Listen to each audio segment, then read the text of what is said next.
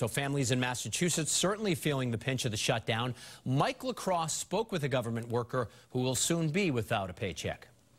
More than 800 TSA employees here at Logan were paid 2 weeks ago. Because of the government shutdown, they're not expecting their checks later on this week. You go to work expecting to get paid. Logan Airport TSA officer Mike Gazagian is preparing for life without an income. The Watertown resident says he'll probably have to dip into his savings. The banks want their money, the creditors want their money, landlords want their money, and rightfully so. Gazagian is acting president of the American Federation of Government Employees, which represents TSA workers. He says the reality is setting in, they're not going to get paid. But as essential personnel, they're expected to still show up.